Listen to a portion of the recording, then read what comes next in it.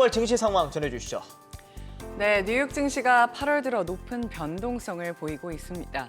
지난주 하락세를 보였던 3대 지수가 혼조세로 마감했는데요. 다우 지수가 소폭 하락했고요. S&P 500 지수와 나스닥 지수는 각각 0.69%, 1.56% 올랐습니다. 특히 기술주의 강세로 나스닥 지수는 4거래일 만에 상승 전환했는데요. 1.9% 급등했던 지난 7월 28일 이후 가장 큰 폭으로 오른 겁니다. 시총 상위 종목도 보시죠. 탑5 모두 상승했습니다. 애플이 0.77%, 마이크로소프트가 1.7% 올랐습니다. 실적 발표를 앞두고 있는 엔비디아가 가장 큰 폭으로 올랐는데요. 8% 넘게 뛰었습니다. 탑10 중 유일하게 하락한 종목 바로 버크셔 해서웨이입니다. 0.21% 떨어졌고요. 메타는 2%, 테슬라는 7% 넘게 올랐습니다. 지난주 낙폭이 컸던 기술주가 10년물 국채금리의 급등에도 불구하고 강세를 보였는데요. 특히 그동안 기술주의 상승을 주도해온 엔비디아가 쨍한 초록불을 켰습니다. 엔비디아는 수요일 장마감 후 2분기 실적을 발표할 예정인데요.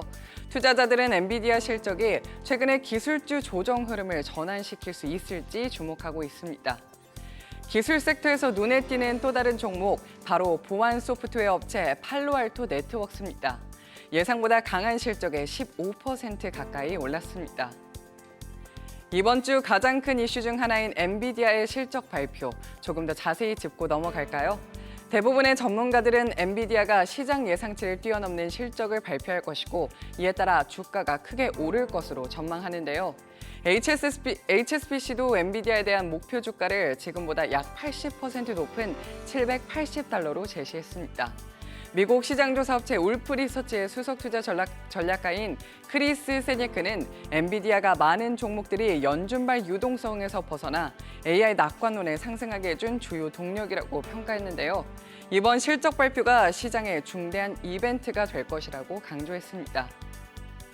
시장은 주 후반 예정된 잭슨 홀 회의도 주시하고 있습니다. 제롬 파월 연준 의장은 경제 전망을 주제로 연설에 나설 텐데요. 이번 연설은 다가오는 9월 FOMC 회의를 앞두고 파월 의장의 의중을 엿볼 수 있는 시간입니다.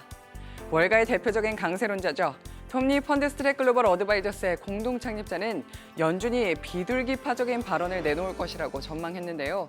지난해 8월 잭슨 홀 회의에서 파월 의장의 매파적인 발언에 주가가 8주간 20% 가까이 하락한 점을 고려할 때 파월 의장이 지난해와는 다른 행보를 보일 수 있다는 것이 리 창립자의 설명입니다.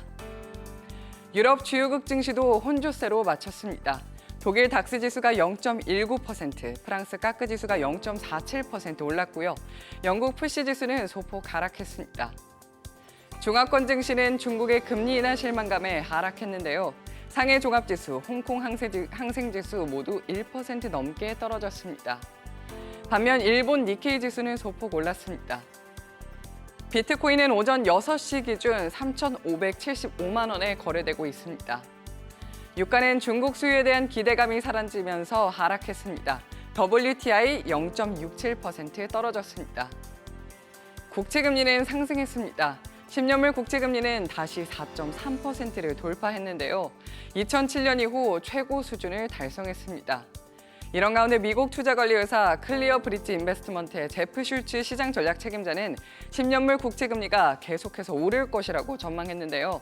이는 밸류에이션에 부담을 가하고 시장의 하방 압력으로 작용할 것이라고 경고했습니다. 원달러 환율은 달러당 1,342원에 장을 마쳤습니다. 월가